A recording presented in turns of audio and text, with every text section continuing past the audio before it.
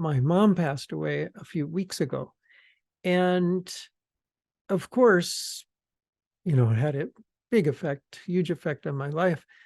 And I was very close to her, but that's not really what I want to talk about. What I found very interesting that I do want to talk about, or led to what I want to talk about, I should say, was the variety of condolences that, people gave. And of course, all of which were very much appreciated. Thank you. But it also brought to mind a principle that's very interesting. And this is what I wanted to talk about first, and that is that your knowledge of life and your experience of life, as well as death, is really based in your level of consciousness and your whole experience of life. Everything is based on that. And it can be very different at different levels of consciousness. In fact, it necessarily is. And this applies not only to life, but to death. And of course, death is this amazing, wonderful, maybe not so wonderful mystery, seemingly not so wonderful mystery. And what I find is that it actually is an opportunity for so much evolution. And that's why I wanted to talk about it. And so I want to start by talking about the process of dying, which of course I am not an expert on. I have not studied this. I have not, dove into the depths of all the various traditions and their, knowledge about death and theories about death. But what I am going to give you is kind of raw data, just raw data from human experience, which I believe is the basis of all these traditions. And so take it for what it's worth. It's just that raw data. So, and of course, this is an overview. We could go so much deeper into everything that I'm going to talk about. So it's just an overview, a summary. So I would say the first thing is that before I get into this, I should say this, sort of something that is kind of a baseline that you just have to keep in mind. And that is that anyone can feel grief. And that is entirely natural. So despite whatever I'm going to say, just know that when a loved one dies, there's like this hole in the tapestry of your life. And how we deal with that is up to each person. And there's so many factors that go into the intensity of that and the length of that, how we feel that. For instance, if a child dies, it would be very different than a parent. My mother was 94. She had Alzheimer's. It was merciful that she passed away. So it's very different than, if your young child dies, that's going to be a different experience. So, and in fact, there's a story, I forget which scripture this is in. I think it was the Ramayana, maybe not, maybe the Mahabharata. But in any case, Vasishta, this great mind-born sage of Brahma, who, is like eternal. His son died, got eaten by a Rakshasa. I'm not going to go into all that. In any case, that's what happened. And Vasishta had intense grief, and he jumped off a cliff, but nature wouldn't let him hurt himself. So he bounced and threw himself into a river, and the river delivered him up kindly to the shore. Just nothing he could do. But the point was he had intense grief. So that is something that can happen to anyone. And so there's no judgment. But so please keep that in mind, whatever I'm talking about here. And given that, I do think there are some pretty tried and true ways to help you heal and help the soul of the loved one in its journey. So I think there's 5 basic factors, at least to start with, that I've thought of that help determine like what your experience of death is. And the first would be psychological attachment. Okay, so, and that's to the world and everything that you've created in your lifetime. You've built this life. You have a home, you have relationships, you had a career, you had everything that you know about this life. And to the extent that you feel some attachment to that, and of course you will, then it's going to be painful to leave behind, right? And so this extent of attachment, the psychological attachment, is one of the factors.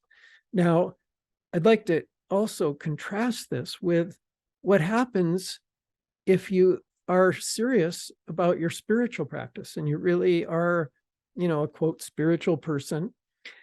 In that case, over your lifetime, you will have had many opportunities to observe the impermanence and unreality of the world. You'll start to naturally kind of dwell a little bit more lightly in the world, you might say, as you evolve spiritually. I've heard an analogy. It's like a bird on a twig that knows that the twig could break at any time. And so they're ready to take flight if the twig breaks. So that is the analogy of what happens as a person goes through their life and is doing serious spiritual practice, evolving in consciousness. They start to see, okay, everything is changing, life changes, and you can't really hold on. You can't let your mind be totally captured through attachment to any particular thing because it is transitory. It's going to end. And so you enjoy that thing, but you're sitting more lightly with it. And so that is a partial remedy, at least for this factor of psychological attachment. So then you have emotional attachment. And of course, you have so many relationships, and it's inevitable that you feel attached to the closest people in your life, your children, your parents, your spouse, your partner. And of course, at the time of death, these are going to be painful to leave behind. And that's inevitable. And however, there is another factor here, and that is, as you progress in your spiritual practice, you become fuller in yourself. There is a kind of inner quiet fulfillment that just fills you up. And so in your relationships, for one thing, instead of being based so much on need, which most relationships start in that sense of need, and there's this ground of fulfillment. For one thing, that allows you to give more in your relationships, but it also mitigates that emotional attachment because you feel full in yourself. And of course, self-realized, then you have that infinite fullness. And to that extent that you've developed that, there's going to be more peace in your passing. And then I would say another thing about this is remorse is like maybe a subset of this emotional attachment. You could say, because it usually arises out of relationships that you have not been giving, that you have been selfish, that you've done something harmful or injurious. So that results in regret. And there's a lot of talk I've heard about, at the time of death, you can be subject to a lot of regrets. Well, if you have been developing that inner fullness and instead of selfishness, been more giving, and because usually any injury or harm to another person usually comes out of some kind of selfishness. So there'll be a lot less of that. And of course, hopefully, as you've lived with more integrity, you'll have more buckets of good karma to balance out, because everybody will have created some bad karma. It's inevitable. But you'll have created also a lot of good karma to balance that out. And as you evolve, you develop an inner strength to face whatever karma you have with courage. And then, of course, if you achieve liberation, then you're going to be liberated from the effects of all karma. So that's sort of the ultimate remedy for that. Then there is physical attachment. And this is like a very visceral aspect to these factors that determine how you experience death. And in fact, there's a name for it in India. It's called Runanabandha. Okay, it's like body memory, and it's a very real thing. You can even look it up in PubMed online, and there's articles on body memories. And when a loved one passes, you have all this body memory of your relationships with him and all that person, with all your experience. It can be very deep, and it creates a hole in the very fabric of your panchakosha, those layers of your being. So, and that can be also painful, that hole, that emptiness. And so that's another factor. And again, like here, a spiritual person, through meditation, it cleanses impressions. It purifies the chit. The chit is that storehouse of impressions. And it's both got a subtle physical value to it, and it's primarily on consciousness, but it's got a physical basis and in the panchakosha. So by purifying that, those impressions are made much lighter. And of course, new impressions are also a lot lighter. So there's this analogy of somebody who's deep ignorance. Every experience will be like carving a line on a stone. It's indelible. It just is there. That impression is there. And then as you keep evolving and you have more higher consciousness, there's more sort of flexibility in your nervous system, adaptability, so that instead of a line on rock, it's like a line on sand. So it's not as permanent. And then with more consciousness, it becomes a line on water. So it's impressions happen, but they're almost gone instantly. And then finally, a line on air. So it's a very, very fine impression that's, doesn't leave a lasting impact. So that is how spiritual practice mitigates this factor of physical attachment, or the Runanabandha aspect. So then also another aspect is faith, obviously. If somebody has no faith in the afterlife, no faith in the eternality of the spirit or divine or anything like that, then when it comes to dying, you naturally are going to, at that moment, feel a fear that absolutely everything that had to do with you or your life is going to be lost for all eternity.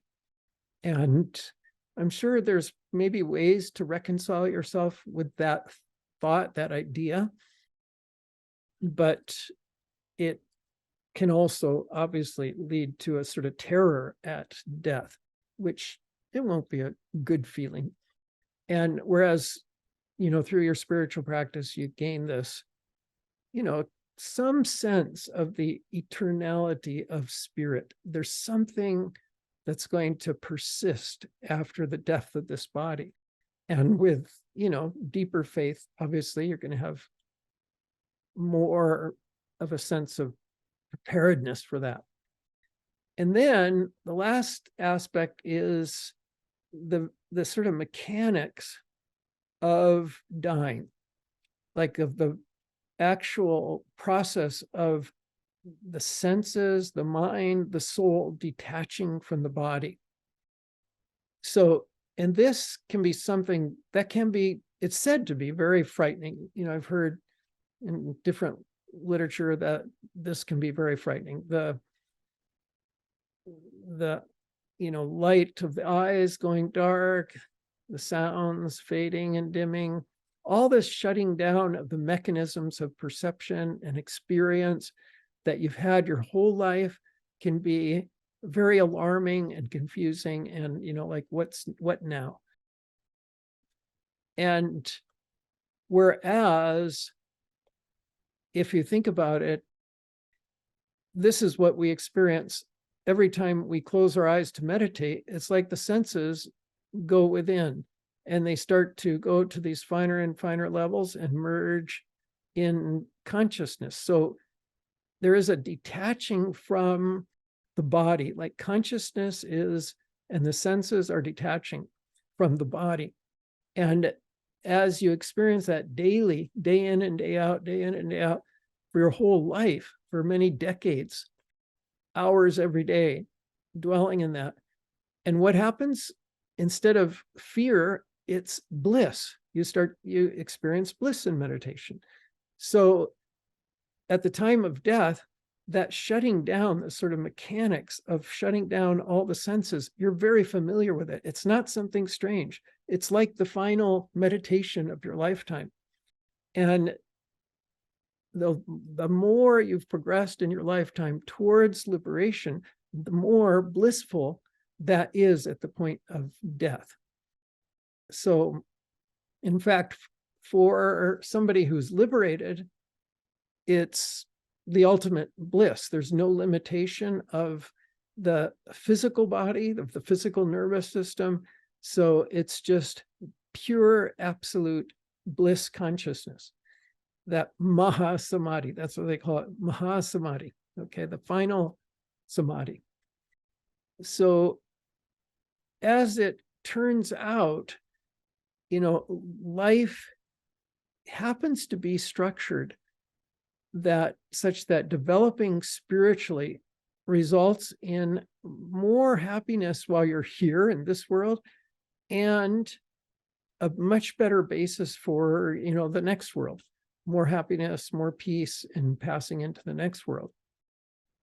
So that's just like this principle of knowledge and experience is different in different states of consciousness. And what you can imagine, there's so many grades of consciousness, between abject ignorance with not a whit of spirituality, to liberation, enlightenment, and like everything in between. There's going to be so many, gradations of all of this.